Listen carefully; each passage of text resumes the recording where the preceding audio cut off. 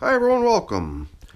Before we get to tending to the previously outdoor worm bag version 6.0, I just figured I'd share some information over here. This is, by the way, probably one of the sloppiest boards I've ever written for you guys, so apologies for that. But really quick, there's just some interesting, notable ages of my systems that are not being checked in on today, such as my oldest systems that are 300 days today now. They've actually been migrating for the past 6 days, so we'll be checking in on them soon, possibly bringing them to an end soon as well. The yellow buckets are 250 days today, and there's just some others like the Vermibag Mini 560 doesn't seem that interesting, but 80 is a nice round number in terms of how many weeks old it is, so a couple other not as interesting numbers down here too, but whatever. Just figured I'd include a little honorable mention for some of the birthday bins. So today, in the previously outdoor worm bag version 6.0, we're up to day 244, and I forget where that lands as far as weeks, but those 244 days account for 174 days spent outdoors doing the everyday composting thing, which included adding bedding, and I believe the last feeding that included bedding at the end of that phase was quite a bit, because we've been seeing tons and tons of leaves still remaining in here now after, that's a nice round number, 70 days. That's 10 weeks. 10 weeks now we've been indoors and doing what I refer to as fed foraging. So whatever bedding went in there back then is all they've gotten since then, because fed foraging is they get foods that ideally, break down pretty quickly. But no bedding, no new bedding for the past 10 weeks. So let's get to tending to these little guys. Banana peels have definitely been high on the menu lately. When I reviewed the video earlier, just to remind myself of where we stood in these with these little guys down here in this bag, we bumped into lots of banana peel from previous feedings, and I think we even added more during the last check-in. And guess what? It's on the menu again.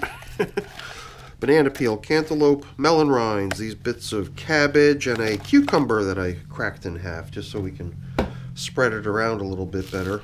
Okay, it's interesting. The newspaper held together, but these other scraps of paper that were out on the surface seem to get a little bit of attention. I did take heed to one of the suggestions. Well, no, I think it's just that I had already done what one of the suggestions in the comments from the last check-in suggested, which was to, you saw the cover was plywood, a sheet of wood. No vapor, no evaporation is going to happen through that, but you also saw that plywood was cracked in half with a good-sized gap down the middle, which was minimized by the pieces being butted up to each other.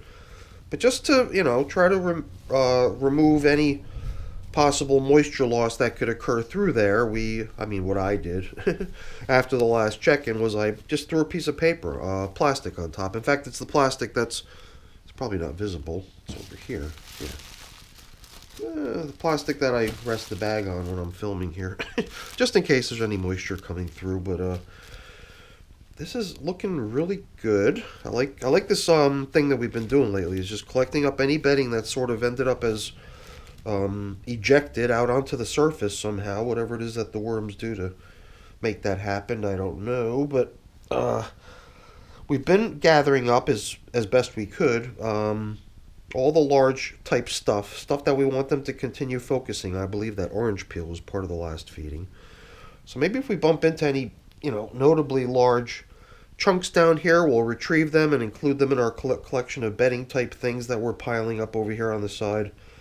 And this is looking pretty good. I would have to say that last time we even attempted to quantify, that's a fancy word, right? Come up with a rough measure of how much bedding we came up with in terms of collected leafy stuff and maybe leftover banana peel mainly. And it was probably what I would consider to be a good, fingers spread type handful, where you're sort of holding on to stuff that's sort of even fallen between your fingers because you're just trying to hold on to so much. But that was about the amount of it. Maybe thereabouts. And I believe that that's roughly what we've got here now too. But that's all stuff we almost all stuff we collected off the surface. So it's kind of nice. We during the last check-in we did sort of hint at a possible I don't know, kind of a drastic move to take all this material and screen it, you know?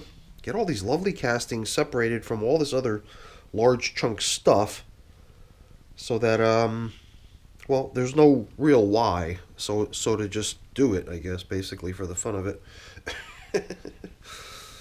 Well, not really. I mean, it would be ideal as a nice little stepping stone to getting us to the next step of maybe migrating the worms. And I thought that the migration might occur in a plastic tub. And as we move into that plastic tub, that would be a good opportunity to screen all the material in here and put all the stuff that fell through the screen on one side of the bin and all the stuff that gets captured in the screen over on the opposite side, basically kind of turning it into a migration or a wedge type configuration. So that's what I'm thinking of doing. Not doing it today. We did sort of hint at, you know, possibly today doing something like that, getting the screen out, but we're not going to do that. We're just going to kind of follow suit with what we've been doing, is collecting this stuff up and using everything we've collected as the foundation for the feeding today. So let's proceed to that. Now, the idea of dampening this stuff came to me a little late in the game last time. This was all dropped in here. The food was placed on top, and then I think we already, for the most part, even backfilled the hole maybe, or maybe we didn't get that far. Then it occurred to me that, hey, why don't we add a little bit of moisture? But you know what? I'm thinking ahead this time. We're going to add the moisture now.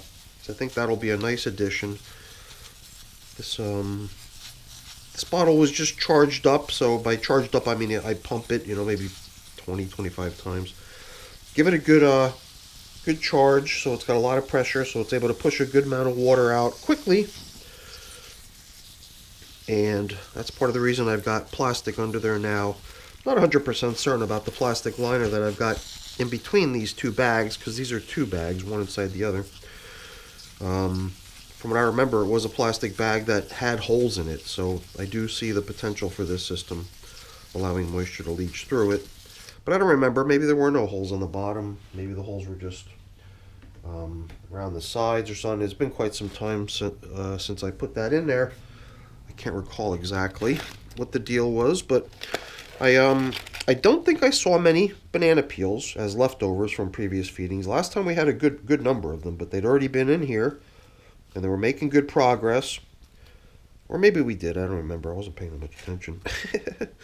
Stuff like this cucumber and this, I don't even know if it's, I keep calling it cantaloupe, but is it honeydew? It's so green. I see no yellow. Cantaloupe, I guess, would be yellow or orange, right? Perhaps this is actually honeydew. I'm not sure. So I think that's going to be kind of our very simple, stripped down meal plan for these little guys today. I think even the application of moisture last time was such that I assessed the need for it. I think I even out loud said it doesn't even seem like any's needed, though we added it anyway.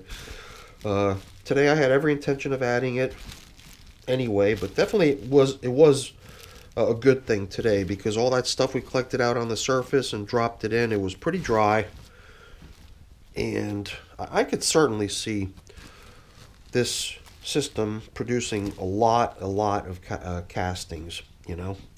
But I am also very curious, you know, how much it would amount to in terms of, you know, what gets caught in the screen that would require further work, and would probably end up being the elements that we use to build up their horizontal migration feeding zone and treat the finished castings as stuff that we just want to see them evacuate. I remember picking this this peach pit up in the last check-in, and then the question of whether or not I had taken the peach pit out even came up in another bin where I had taken it out. And this is just another one, so I'm removing it now.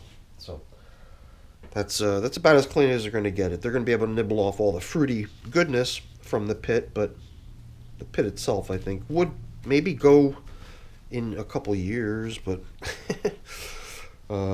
I got a little collection of peach pits and other hard objects, which maybe someday we could start some sort of a very, very, very, very long experiment with. But for now, I'm tending to just remove those sorts of things after the wormies have had their chance to strip it clean of all the yummy food on it and collect it up in a container. So as I did last time, I'll just be returning to doing what I did, which is taking the plastic that's under this bag right now and resting it on